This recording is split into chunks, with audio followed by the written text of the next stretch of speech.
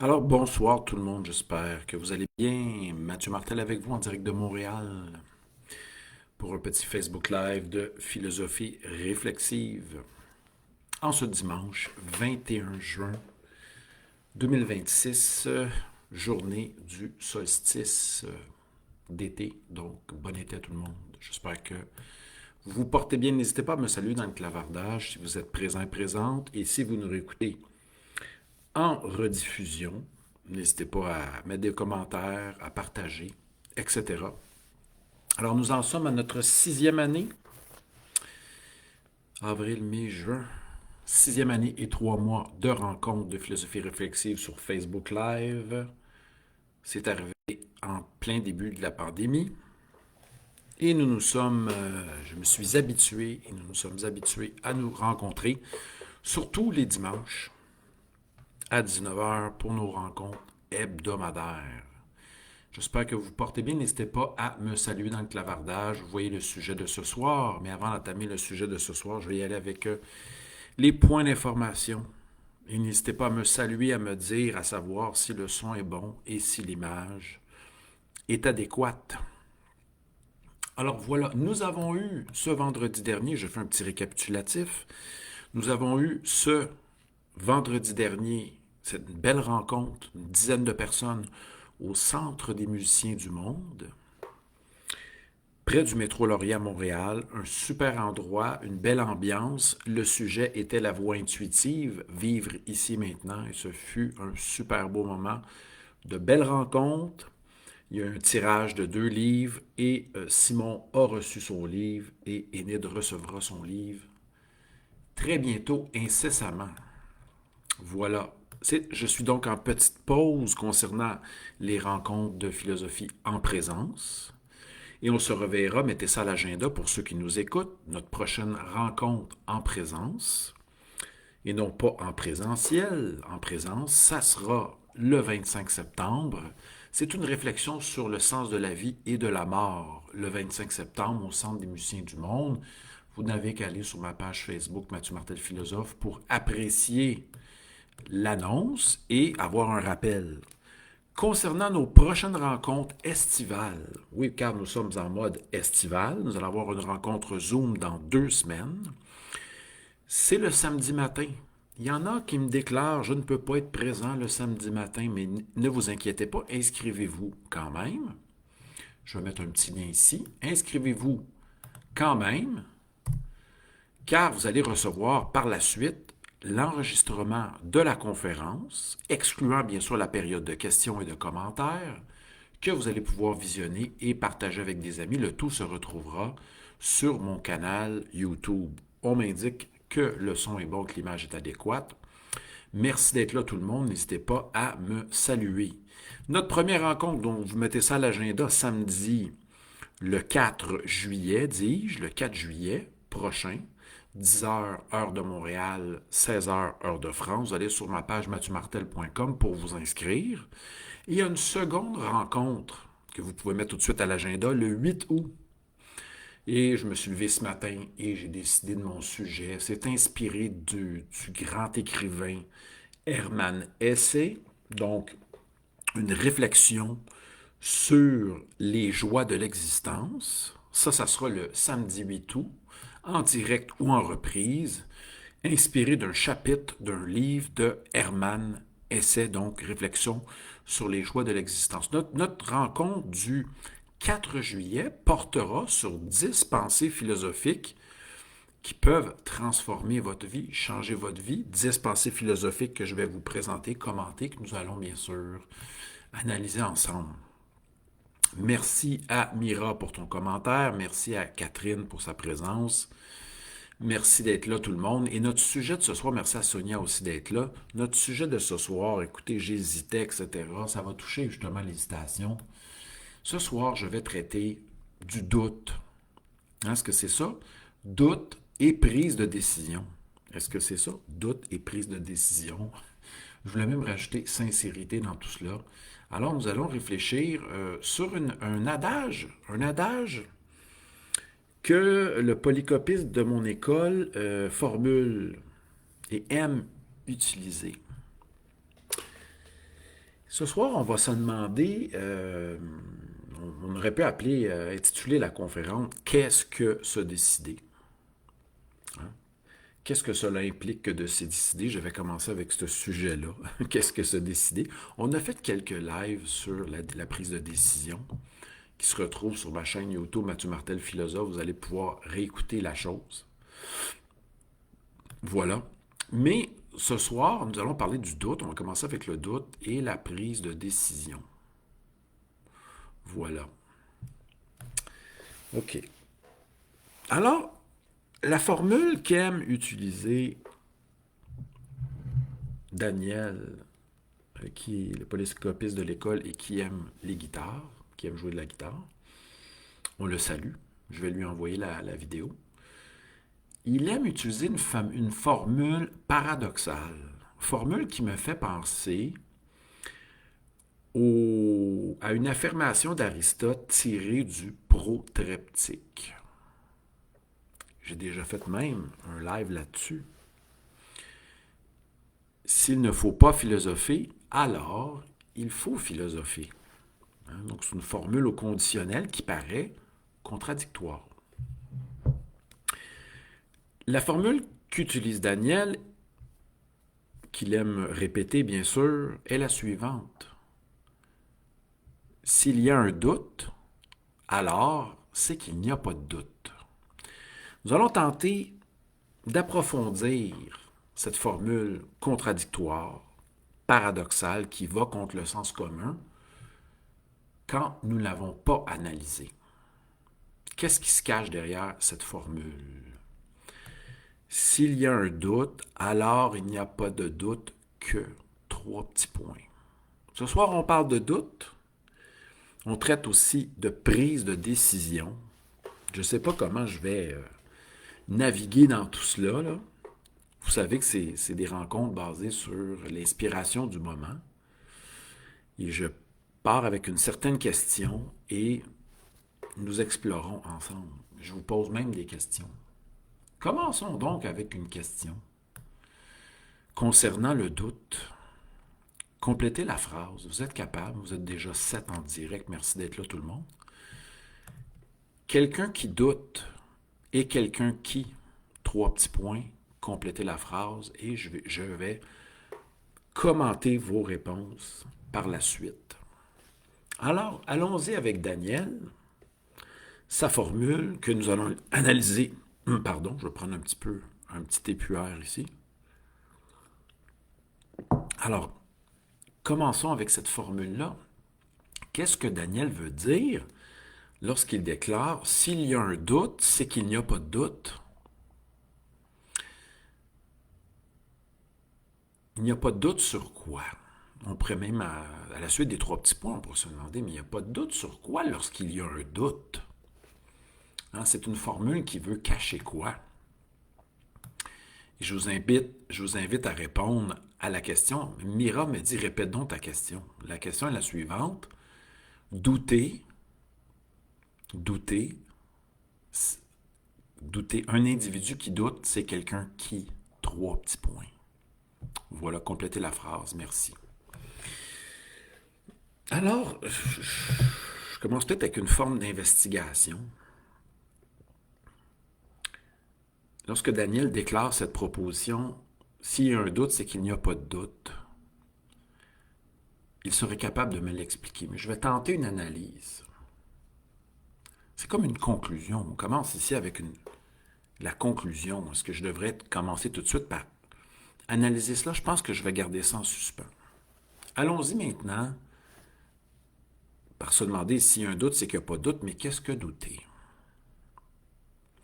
Qu'est-ce que douter? Lorsque je doute, qu'est-ce qui se passe? Que suis-je en train de faire? Quel genre d'expérience suis-je en train de vivre? On va commencer avec des exemples. Je peux douter de mes sentiments envers quelqu'un. Premier exemple, on est dans l'exemple. Vous tentez de définir, allez-y. Je vais commenter par la suite, je vais relire vos commentaires. On peut douter de bien des choses. On peut douter de la forme des joueurs du Canadien dans la troisième compétition qu'ils menaient pour le championnat de la division. On peut douter de leur mise en forme, on peut douter de leur capacité à s'être reposés. On peut douter aussi de la sincérité d'un chef d'État, etc. On peut douter de tellement de choses, mais ça veut dire quoi douter? Est-ce qu'on doute simplement? On peut douter de soi-même. Quand on doute, qu'est-ce qui se passe? Tentons de caractériser le doute. Et après, un peu plus tard, on analysera la formule de Daniel, qui est la suivante. S'il y a un doute, c'est qu'il n'y a pas de doute. Formule qui paraît contradictoire. Je vais aller avec les commentaires et nous essaierons de définir le doute. On sait que Descartes, dans à la fois les méditations, surtout dans les méditations 1 et 2, commence justement à douter de tout ce qu'il a appris. Douter des croyances, des affirmations concernant le savoir qu'il a appris durant son éducation chez les Jésuites. On a ça dès le début. Je pourrais même aller chercher un extrait. Est-ce que je vais être capable? J'espère que j'ai les méditations. Je dois avoir ça derrière. Si vous me laissez compter jusqu'à 5-6, je vais lire le premier paragraphe des méditations. J'espère juste le trouver rapidement. Sinon, je vais revenir ici.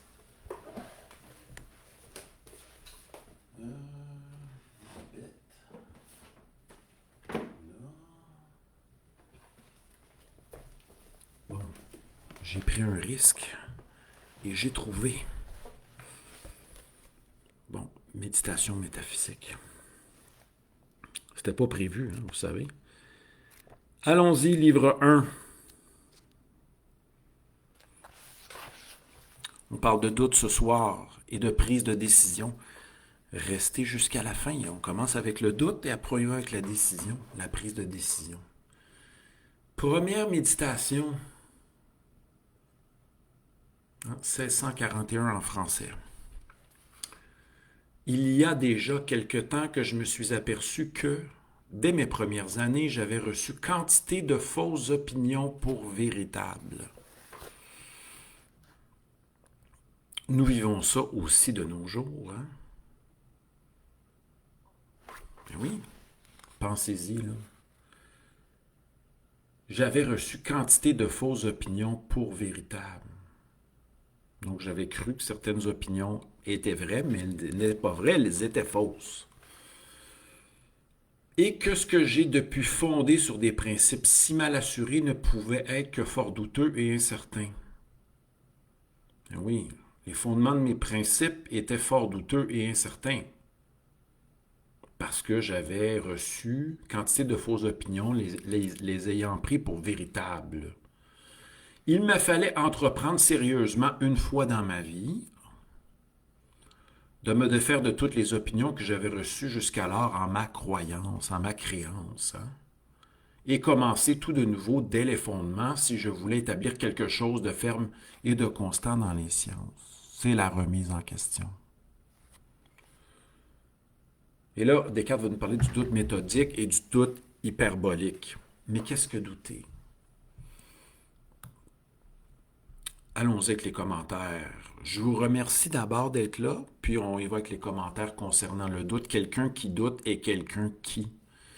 Complétez la phrase. Merci tout le monde d'être là. Salutations ce soir à nos auditeurs et nos auditrices. Si vous appréciez, partagez un peu plus tard. Salutations à Cathy, merci d'être là. Mira, Catherine, qui a fait tout pour nous rejoindre. Sonia, qui est de retour, merci.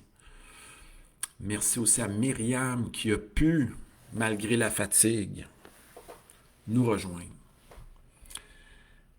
Remerciements aussi à qui d'autre? Les gens sont très discrets ce soir. Oui, oui, c'est très discret. Il y a des gens directs, mais qui ne se manifestent pas. Alors, on va y aller avec les commentaires. Douter. Si je doute de ma capacité physique pour lever une barre de 100 kilos à l'arraché ou à l'épaulé jeté, c'est que je ne suis pas certain d'être capable de lever cette charge. Pourquoi je peux dire ça? Parce que je l'ai essayé souvent, ce fameux 100 kilos, mais je n'arrivais pas. Je ne réussissais pas ce lever de 100 kilos. Je m'approchais à 95, 97, 98 kilos et je n'avais pas développé la technique ou développé ma force pour atteindre ce lever de 100 kilos. Je ne suis pas certain. Un exemple concernant le doute. Ne pas être certain. On continue. Quelqu'un qui doute, c'est quelqu'un qui n'est pas certain. Qu'est-ce qu'on peut dire d'autre?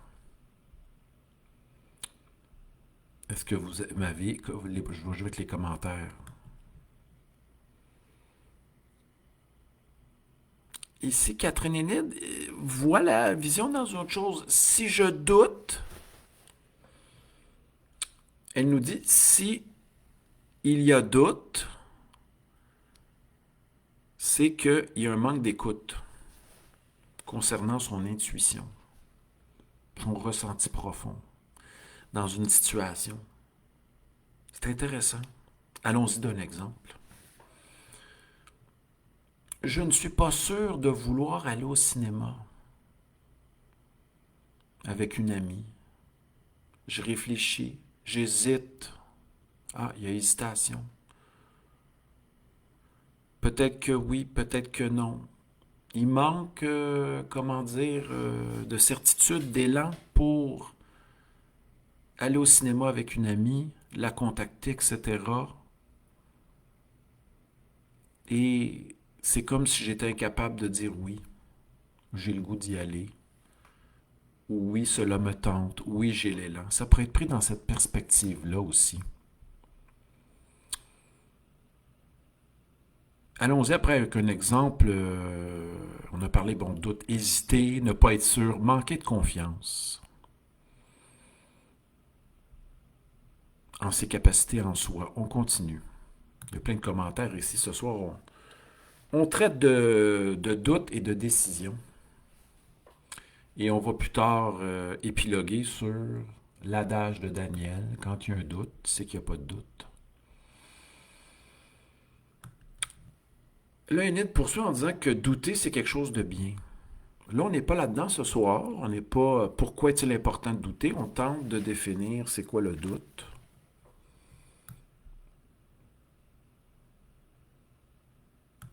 Bref, lorsqu'on doute, c'est qu'on ne s'appuie pas sur un savoir solide, un savoir, une certitude. Platon dirait, bon, c'est comme une opinion juste, mais sans justification. Hein, une opinion juste, sans être capable de le justifier rationnellement. Mais on voit que le commentaire d'Enid qui nous dit que douter, c'est une bonne chose, bien sûr. Ça nous permet de réfléchir, de nous repositionner, de se questionner sur une affirmation. J'écoutais un gars de la CIA récemment qui disait tout ce que vous entendez circuler. Vous pouvez. Et lui allait d'une façon assez soft en disant vous pouvez rajouter oui peut-être.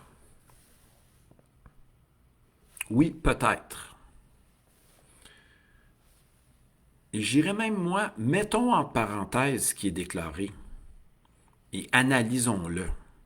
avant même de se dire peut-être ou de donner son assentiment face à quelque chose. Vous allez me dire, donnez-moi donc un exemple ici. Un exemple. J'espère qu'un exemple va me venir à l'esprit facilement. Oh, j'avais un débat ce matin avec un ami là, concernant le plus grand guitariste rock de la période de 1960 à aujourd'hui, là. Ou même des années 60 à 80. On peut avoir notre guitariste préféré d'une part, mais on peut demander aussi, hein, mettons que quelqu'un déclare le plus grand guitariste, je sais pas, moi ça serait, je sais pas, Mark Knopfler. Quelqu'un déclare ça. Premièrement,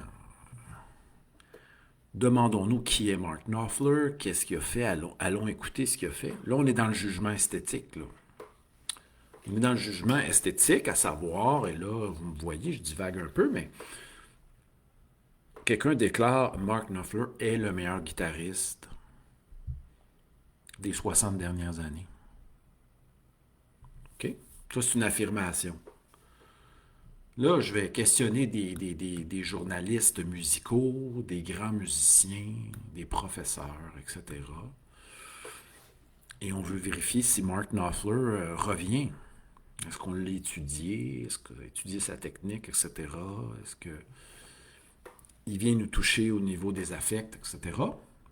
On peut analyser à plusieurs niveaux sa technique, la popularité d'autre part, et s'il déclenche des affects. Mais là, je suis dans un jugement subjectif, esthétique. Là. Il y en a qui n'aimeront pas ça. Là. Il y en a qui n'aimeront pas ça, puis vont dire ah, tu t'éloignes de la science. C'est pas mon point. Mon point, c'est quelqu'un déclare des affirmations dans une revue de musique. Avant même de dire oui, peut-être, analysons. Prenons un exemple. Dans un conflit entre deux pays, certains vont se positionner tout de suite, je suis pour tel pays ou pour tel autre pays. Ou tel autre pays, c'est les bons, l'autre pays, c'est les méchants, etc. Parce qu'il y a un conflit des valeurs, etc. Mais avant toute chose, étudions, Bachelard nous disait, nous philosophons beaucoup, mais nous n'étudions pas assez. Étudions le conflit entre ces deux pays. Étudions l'histoire des guitaristes de rock des 60 dernières années à partir de plusieurs critères et, bon, à partir d'une affirmation de base. Ne disons même pas peut-être, analysons, approfondissons et après faisons notre jugement. Et là, on pourra questionner les grands journalistes, questionner les grands guitaristes encore vivants et d'y aller d'un certain sondage et voir si Mark Knopfler se situe considéré comme parmi les grands selon plusieurs critères. Hein. Il va y avoir sûrement des critères. Donc c'est là qu'on doute, nous ne sommes pas sûrs que Mark Knopfler mérite le poste de meilleur guitariste, mais commençons, comme dit Enid, à réfléchir, à analyser et à trouver des éléments de critères avant même de se positionner. OK? Alors, on poursuit avec le commentaire. Salutations à Anne-Marie qui vient de se joindre à nous. Merci pour vos commentaires. Salutations à Annie qui vient de se joindre à nous. La question que je vous pose, et là, écoutez, là, je chemine ensemble, 25 minutes déjà. Quelqu'un qui doute et quelqu'un qui, on a comme commencé à définir le doute. Et là, je mets dans des exemples. On y va avec les lectures des commentaires. OK. Eh boy. OK. On continue. Là, Enid disait, bon, le doute, c'est quelque chose de bien. Ça nous permet de réfléchir, de nous repositionner, d'avoir une réflexion sur un sujet. Hein? Lorsqu'on est incertain, on se met à réfléchir, à analyser. Avant même de prendre position, mais l'homme du commun ou la femme du commun, souvent, est prompt ou prompte à vouloir se positionner tout de suite. On dirait que les gens veulent être du bon camp, dans le bon camp.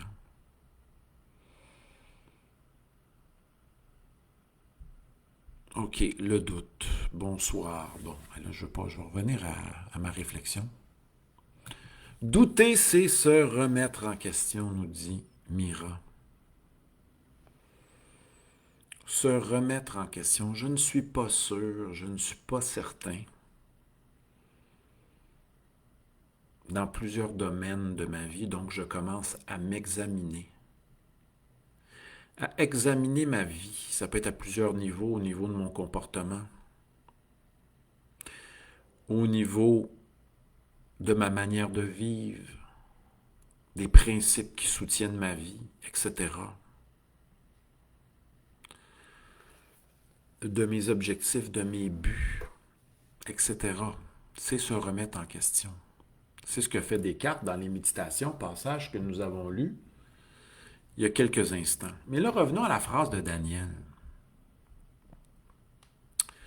Revenons à la phrase de Daniel. Est-ce qu'il entend le doute de la même manière lorsqu'il déclare, salutations à Daniel, lorsqu'il y a un doute, il me dit, Matthieu, lorsqu'il y a un doute, c'est qu'il n'y a pas de doute. Quelle proposition conditionnelle, paradoxale, qui paraît contradictoire. Je vais tenter de l'interpréter. Si vous doutez dans votre vie, et j'espère que vous le faites, puis on le fait, tous et toutes, nous vivons de l'incertitude. Nous ne sommes pas toujours sûrs. Nous ne sommes pas des êtres appuyés sur des principes absolus, sur une métaphysique dogmatique.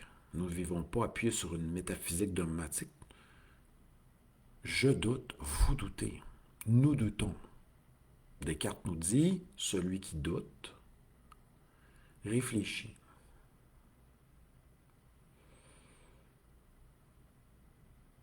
Et là, ça l'amène au cogito. Donc, nous sommes des êtres qui doutons, qui réfléchissons. Et le doute, c'est que nous sommes des êtres... douter nous ramène et réfléchir à notre être profond.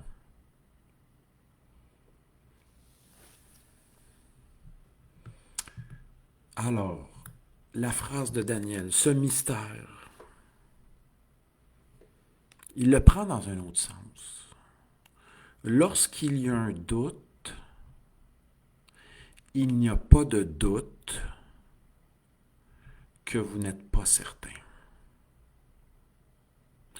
Il n'y a pas de doute que vous êtes dans l'incertitude. Vous n'adoptez pas une position d'un savoir certain ou, comme dirait Platon, d'une opinion juste ou vraie, justifiée. Vous n'êtes pas sûr. S'il y a un doute, alors il n'y a pas de doute que vous n'avez pas en main un savoir nécessairement vrai, au sens de Descartes, son savoir apodictique, nécessairement vrai. Je me rappelle mon entraîneur d'haltérophilie qui dit, bon, en haltéro, quand c'est le temps de lever la barre, il faut la lever sans doute, cette barre. Sans hésitation, avec courage et confiance. Mais cela demande bien sûr de s'être entraîné avant la compétition. Mais dans la vie n'est pas une compétition d'haltéro, en quelque sens. Nous faisons face à des doutes et nous réfléchissons à ces doutes. Et c'est là que ça nous amène à notre notion de décision, qui va être ma seconde partie. Coudonc, je m'étire ce soir, mais c'est correct. Donc, la phrase de Daniel, s'il y a un doute, c'est qu'il n'y a pas de doute que vous n'êtes pas en possession d'un savoir, d'une certitude bien fondée en ce moment, quant à un domaine de votre vie, quant à une situation. Là, on est dans le domaine de l'expérience et de l'agir. Salutations à une auditrice qu'on salue qui s'en allait, qui m'avait conté qu'elle s'en allait à un lancement de livre. Et là, sur la route, ça lui disait, oui, je ne suis pas sûr de vouloir aller à ce changement, à ce lancement de livre. Je doute. Elle avait ses raisons de ne pas aller au lancement de livre. Et elle s'est dit, je vais me permettre quelque chose. Je vais me permettre quelque chose. Elle m'a dit, je me suis permis de m'écouter, étant donné que je n'étais pas sûr de vouloir y aller. Elle avait plusieurs raisons. La fatigue, peut-être. Peut-être que l'écrivain et elle entretenaient une correspondance épistolaire et chacun attendait plus ou moins l'un de l'autre. C'était peut-être ça aussi. Mais ça se joint bien à la proposition de Daniel qui dit lorsqu'il y a un doute, c'est qu'il n'y a pas de doute. Elle n'était pas certaine de vouloir y aller. Et elle s'est autorisée l'écoute profonde. Et elle est retournée chez elle. Est-ce que vous vous écoutez profondément? Est-ce que vous êtes à l'écoute lorsque vous êtes face à un doute? Est-ce que vous vous dites ce n'est pas grave? J'y vais quand même. Je défonce les portes. Je n'écoute pas mon être profond. Je l'avais promis. J'avais donné ma parole, je m'étais engagé. Je dois être une bonne personne. Hein, c'est le gros problème de... Ça se fait pas traditionnellement. On m'a pas élevé ainsi, etc. Mais lorsqu'il y a un doute, il n'y a pas de doute que par rapport à une situation concrète, expérientielle, vous n'êtes pas sûr. Et pour se décider, la décision implique un oui, je le veux, oui, je le sens, oui, j'ai le goût, oui, cela m'inspire, oui, cela me stimule. Il y en a qui vont aussi, ils se disent oui parce que c'est rationnel de dire oui, là, j'ai fait ma belle réflexion, mon pour et mon contre, puis j'ai plus d'éléments pour que d'éléments contre, donc je vais y aller. Ça, c'est le oui rationnel, appuyé sur la raison. Mais il y a le oui appuyé de la décision qui est appuyé sur j'ai donné ma parole. Il y a le oui appuyé sur la morale kantienne. Il le faut parce qu'il le faut. Et il y a le oui, il y en a qui aiment ça les défis aussi. Il y en a qui aiment ça, j'y vais simplement par défi. Ça me tente pas vraiment, mais ça me stimule intellectuellement. Puis, il y a un défi là-dedans. Là. J'aime résoudre des problèmes, j'aime relever des obstacles, c'est le défi. Mais quand vous vous décidez, là,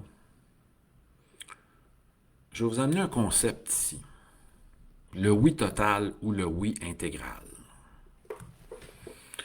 Cela implique votre corps en entier. Est-ce que c'est un oui intégral ou total ou global? Et là, en y allant avec des propositions, oui, cela m'inspire, oui, j'ai le goût. Donc, si vous êtes capable de dire, oui, j'ai le goût, oui, j'ai un élan, oui, cela m'inspire, oui, cela me plaît.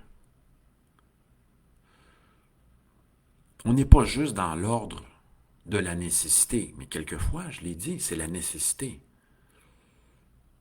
Je dois le faire. C'est nécessaire d'un point de vue vital. Oui, OK.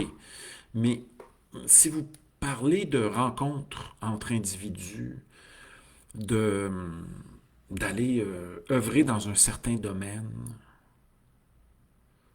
de vous engager dans une entreprise ou une aventure. J'espère que il y a le oui de la décision doit impliquer, le corps doit exulter, le corps doit être joyeux. Et après ce oui, vous pouvez vérifier. Est-ce que je me sens léger? Est-ce que ma puissance d'exister augmente?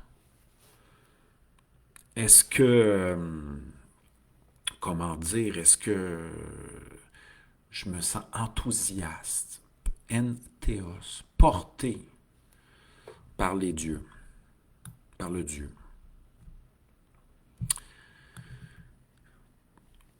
Et là, quand il y a un oui, et là, on fêtait récemment, comment dire, Bloomsday.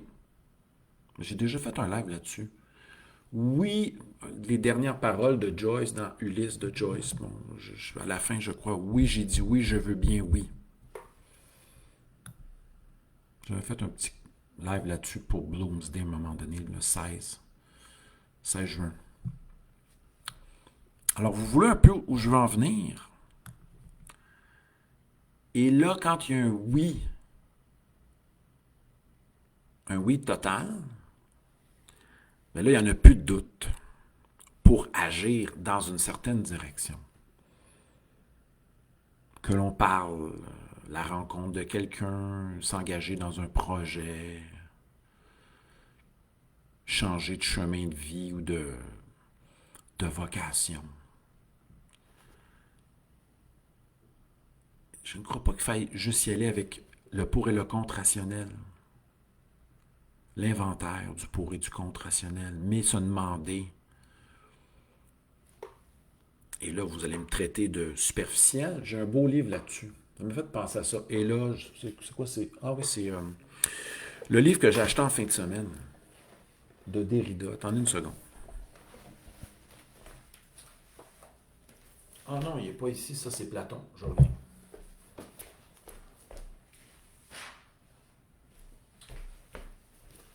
Là, je m'adresse à tous les rationnels. Tous ceux qui se targuent d'être rationnels. Archéologie du frivole. C'est Nietzsche qui le dit. Ceux qui se savent profonds sont capables. Est-ce que c'est ça? D'une certaine superficialité. Puis la superficialité, au sens grec, c'est ça touche ce que je viens de déclarer. Je le sens profondément. Oui, je le sens profondément. Oui, j'ai le goût. Oui, cela m'inspire. Oui, cela me procure de la joie. Oui, je suis enthousiaste. Et oui, cela me stimule. Ça peut paraître, c'est pas du tout rationnel, là. Pas du tout rationnel. Je vais essayer de trouver la phrase de Nietzsche. Là, je suis rendu à 40 minutes. Merci d'être là. Encore, tout le monde, on est une dizaine. Merci d'être là. Il y a plein de commentaires. Je n'ai pas le temps de répondre à tous les commentaires. Mais merci de commenter. Là, Mira qui dit que le doux peut être vécu, oui, de différemment pour chaque personne. Mais là, on parle de concepts généraux qu'on tente de définir. Est-ce que je vais trouver la citation? Est-ce que je suis capable? Non. Sur la superficialité. Ah oui. Les Grecs, ils disaient des Grecs, c'est parce qu'ils étaient profonds qu'ils pouvaient être superficiels. C'est merveilleux. Alors sur ce, quand vous vous décidez, vous pouvez vous demander au nom de quoi vous vous décidez. Et quand vous doutez face à une situation, c'est tout à fait normal de douter, mais ça peut vouloir dire aussi que vous n'êtes pas certain, vous n'êtes pas sûr, vous hésitez, vous réfléchissez, votre position n'est pas encore claire et c'est parfait.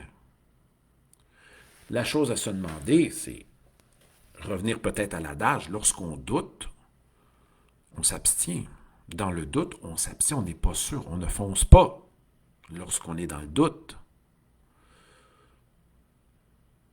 Mais c'est bien par ailleurs d'agir quand vous êtes capable d'y aller avec les derniers oui que je vous dis, que je vous ai dit. Sur ce, les amis, merci à tous et à toutes.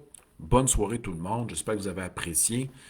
Nous étions une dizaine ce soir. On se revoit la semaine prochaine pour sûr. N'oubliez pas de vous inscrire gratuitement sur mon site mathieumartel.com à nos 2 Zooms d'été. 4 juillet, mettez ça à l'agenda. 8 juillet, le samedi matin à 10h, 16h en France en différé. Mais vous pouvez recevoir l'enregistrement même si vous ne pouvez pas être présent lors de ces 2 Zooms. N'oubliez pas de vous inscrire, soit sur mon site Mathieu Martel Philosophe Facebook ou mathieumartel.com pour les inscriptions gratuites. On se reverra pour une belle conférence Zoom. Portez-vous bien. À la semaine prochaine. Bon été à tout le monde. Portez-vous bien. Bye bye. Bonne soirée.